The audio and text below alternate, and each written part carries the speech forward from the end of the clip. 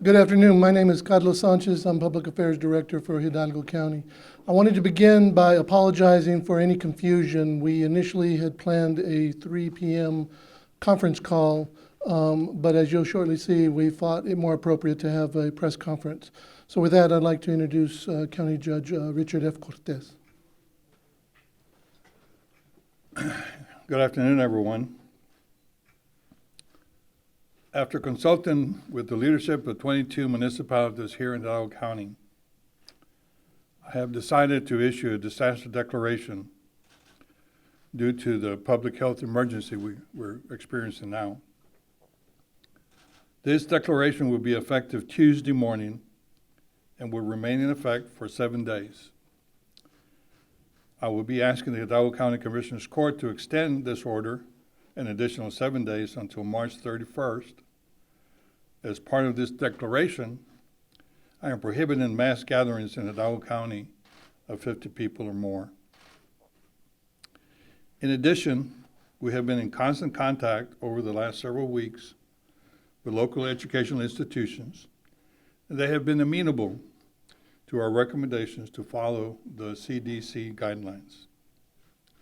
Businesses are also voluntarily changing their operations to comply with the CDC recommendations and avoid having more than 50 people at a time for the facilities is important. This has not been an easy decision. I recognize the hardships that this declaration may have on many of our citizens. I make this decision for the greater good of the county. In conferring with city leaders in Hidalgo County, we have reached a consensus that this is a necessary step to mitigate what we believe is inevitable, that someone in Hidalgo County will test positive for the COVID-19. I appreciate the level of support the city leadership has displayed, and I fully expect that each of the 22 municipalities will be issuing similar declarations in their respective jurisdictions. Residents of Hidalgo County should take comfort in knowing that we're acting decisively for the good of the public. We cannot allow this virus to overwhelm our healthcare infrastructure. We must flatten that yield curve by taking this action. With that, we're open to any questions that you may have. So, Yes, ma'am. Hi, County Judge. So you're saying that there are currently no cases of COVID-19 in Hidalgo County? That is correct. So what prompted you to declare the disaster this week? We have been studying the different areas that have been affected in the past. This is a virus that spreads very quickly. So we want to make sure that we are as prepared as possible to curtail any spreading of this. So we believe this is the most prudent action to take to make sure that we don't overwhelm our public health institutions with too many people. Right now, the uncertainty is that a lot of the people that we have in Hidalgo County haven't been tested. I believe the information that I have, maybe as little as 15 people have been tested. Okay, so that's really not a lot of people. So in order for us to be as careful as we can be, we felt that asking for this 2-week period, the incubation period of this is around 14 days. So we feel that if anybody is affected right now, we're going to find out in 14 days the extent of any of that here in Hidalgo County. We believe that merits this decision. Yes, sir. The city of Edinburgh today released a Facebook Live that they said 2 people have been tested on the private sector and 2 people were negative. Could you explain the 15 people that were, you said 15 people that were tested. Could you explain if people are in self-quarantine? Because I know Cameron County has said that a few people are in self-quarantine. Sure. I'm going to let Mr. Olivares do that, and I don't even know if Mr. Olivares, no, please come, Eddie. The university, UTRGV, also the medical school, has been testing some of the students. So in addition to the 15 that we know about, I believe there were also around 15 students that were tested at UTRGV. Eddie, would you please answer that question? So the situation involving testing is a little bit complicated from the perspective in the private sector. is trying to get the numbers from them. It's been a challenge for us. We are working with Quest, LabCorp, and the companies that are providing the testing and asking them to give us the list of physicians that they've given the testing material to. Once we get those lists, we could also follow up with those doctors and ask them, how many have you done? So right now, we're guesstimating there was some testing done at UTRGV, there's some testing done and at a couple of other private physicians here in the McAllen, Edinburgh area, but we're also tracking all the testing being done at the hospital. So there's some pending tests out there. It takes 5 days to get the test results back. In regards to the quarantine, is there anyone in quarantine that you guys know of? Quarantine is a legal term, okay? So as far as quarantine, we have none. As far as isolation, there's several people who are in isolation. We've had a lot of people who are travelers and self-isolated. They've reported themselves as having traveled in an area of risk. They're asymptomatic, no symptoms. So there's many people who are asymptomatic and are home isolation. There's been a lot of talk about ICU beds, ventilators. Is there any idea how well situated Hidalgo County is with those amenities if this breaks out down here? I'm sorry, I didn't hear the question. What was the question? There's a lot of talk about a lack of ICU beds. ICU beds. Ventilators. How do we stand when it comes to those resources? One of the things involving ICU beds, we're working very closely with all our hospital partners. Hidalgo County's, our hospital system, they're very busy all the time. I mean, our number of beds, activity year-round is very high activity. And right now, with some of the winter tourists still here, there's a lot of high activity. So we're keeping track of all of those. There's a misnomer that if you get sick, remember, 81 to 85% of the people who get COVID are walking ill. Very few of them actually wind up in a hospital that would involve a ventilator. So there's a very low percentage of that.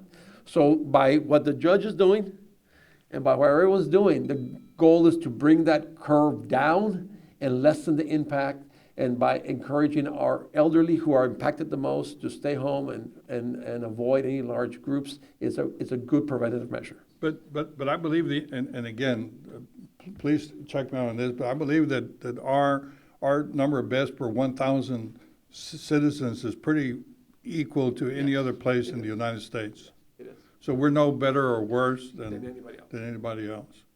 And I was just wondering, how is the county working with the Texas Department of State Health and Services? Because I contacted them earlier, and I was trying to figure out within Region 11 how many people have actually been tested, but they were saying that they don't have those numbers yet. They don't have a breakdown of those numbers. So I was wondering, how is the county working with that, and why isn't there numbers on that? Eddie? We're working very closely with Dr. Emily Pro, the Region 11 Medical Director. She oversees 19 counties to include our county within that. The way the state testing system works and state system works is difficult for them to get numbers for the private side. The private sector is the one we're having the most complications with and getting numbers from. We know exactly how many have been sent to the state laboratory. She knows how many numbers have gone to the state laboratories, but when she's trying to compile the private sector numbers, that's very difficult because they're having the same trouble we're having in getting those private sector numbers. Yeah, and don't leave, but here's my understanding, that we have limited test supplies, so we want to use them sparingly when it's appropriate. So just because you have some symptoms doesn't mean that you're going to get tested. You have to really kind of pre-qualify to have the test. Sure. Did I say that correctly? That's correct. One of the things we're asking all physicians and doctors' offices to do a full respiratory panel on a person who is showing some types of symptoms. That respiratory panel will rule out any other illnesses or concerns. There's been a lot of other illnesses that have been identified that are not COVID-19. And that's the reason we're taking this action. Just imagine if let's say, and I believe we have more than 200 tests available here. Say that we do get more than that. Now what? So this is why we're taking this action, because we know, based on the experts, that the way that it can spread very fast if through mass gatherings. So that's why we're trying to avoid this mass gatherings of people. Will the Mercedes livestock show officially? I'm sorry, I'm going to ask somebody else if somebody else has some questions. Yo les sugiero demonstrate, o sea, ustedes están en todos en vivo y quisiéramos, las personas que no hablan inglés, pudiéramos hacer, darle la información, los datos básicos en español. por Sí. favor, pues. Con mucho gusto, pues si podemos esperar, lo acabamos en inglés. Gracias, Daniel. Okay, go ahead, I'm sorry then. Yeah, no. Well, the Mercedes, could you formally declare, is it going to be declared officially entered the Mercedes Livestock Show? Canceled? Yes, when I sign the order tomorrow, it will officially require the livestock show to stop operations. By definition, they would qualify as more than the 50-person gathering. Yes, ma'am. Yes, so how important is it to practice the social distancing? Do we encourage all residents to stay home at this point? You know, absolutely. If you read anything about prevention, that is the best way to prevent this, is just stay away and have social separation, absolutely. And does the county have an idea of how many people in the county like might have it? You know, and also when did I guess preparations for this like officially begin with the county in preparing for coronavirus? Well, okay, go ahead and answer that question, Vidal. As far as how many might have it, well, we don't know. Okay, but as far as, we started preparing for this well over a month ago. We started working on this and talking about it. The real empirical evidence that's out there is, I believe the first case in Texas was in January the 21st. So we start with 1. The last information that I have is 56. It's grown some more. It may have gone up a little bit. It might be at 60. It might be at 60 already. In China, the infection rate was, if you have 1, you're going to infect 3.3. Then it went down to some other numbers. So really, this action that we're taking is not because something has already happened. We just don't know what the possibility is, and it grows very fast. So we just want to stop it. We want to take a very conservative approach to stopping this disease should it hit us. Sir, are you working with the other counties, just as at South Padre Island, they have a concert tonight, there's hundreds of kids out there.